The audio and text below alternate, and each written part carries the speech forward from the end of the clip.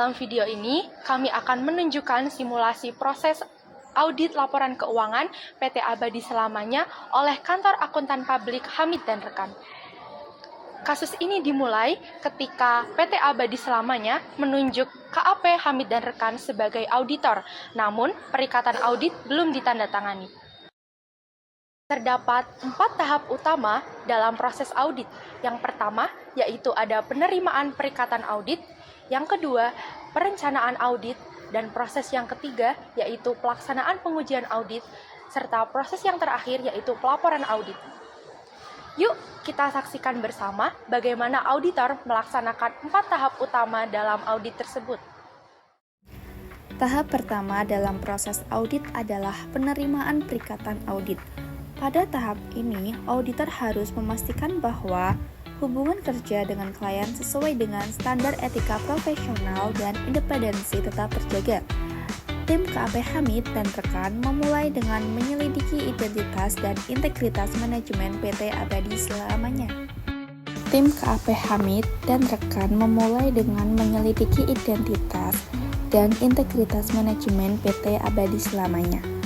Auditor juga berkomunikasi dengan auditor pendahulu untuk mengetahui alasan pergantian dan memperoleh informasi tambahan.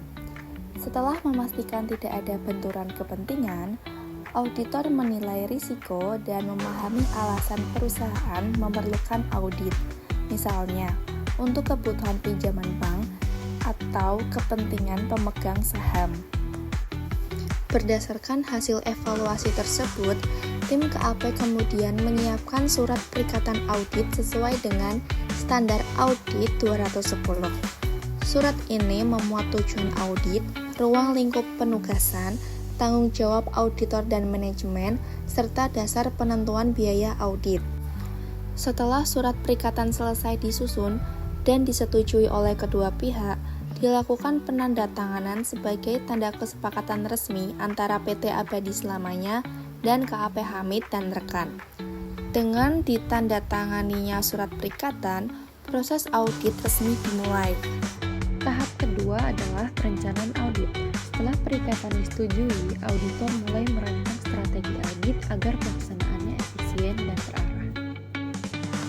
Auditor memahami bisnis dan industri klien dengan meninjau laporan keuangan sebelumnya, mempelajari struktur organisasi, serta melakukan kunjungan ke lapangan untuk memahami aktivitas operasional.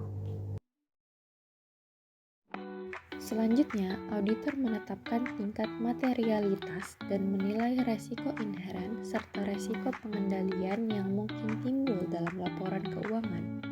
Auditor juga melakukan prosedur analitik awal seperti membandingkan rasio keuangan tahun berjalan dengan tahun sebelumnya.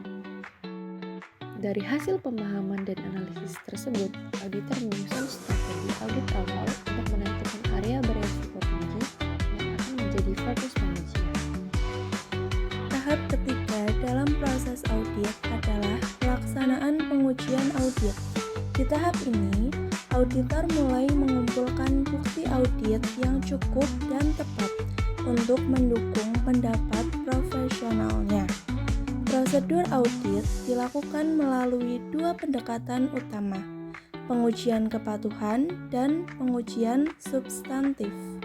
Pertama, dalam pengujian kepatuhan atau test of control, auditor menilai seberapa efektif sistem pengendalian internal perusahaan dijalankan.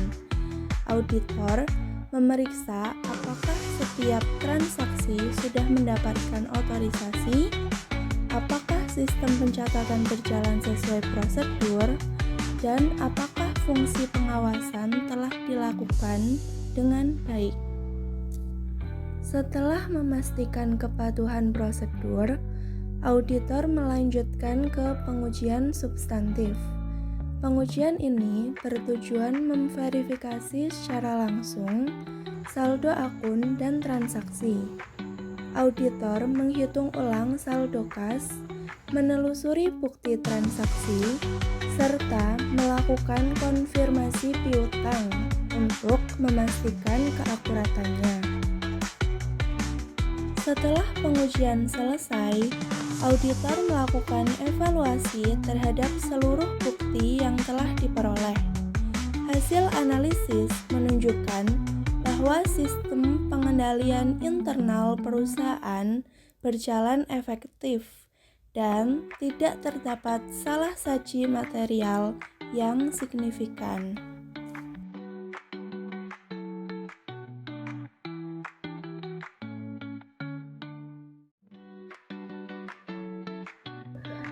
Tahap terakhir dalam proses audit adalah pelaporan audit. Setelah seluruh pengujian dilakukan, auditor menyusun laporan auditor independen yang berisi pendapat profesional atas kewajaran laporan keuangan. Dalam kasus PT Abadi Selamanya, auditor memberikan opini wajar tanpa pengecualian, yang berarti laporan keuangan disajikan secara wajar dalam semua hal yang material. Tahap pelaporan juga mencakup dokumentasi akhir. Auditor memastikan semua dokumen disimpan dengan aman sebagai bukti pelaksanaan audit telah sesuai standar profesional. Melalui 4 tahapan utama proses audit tadi, diantaranya penerimaan perikatan audit, perencanaan audit, pelaksanaan pengujian audit, dan pelaporan audit, auditor memastikan bahwa laporan keuangan disajikan secara wajar dan transparan. Demikian simulasi proses audit PT Abadi Selamanya oleh KAP Hamid dan rekan. Terima kasih telah menyimak.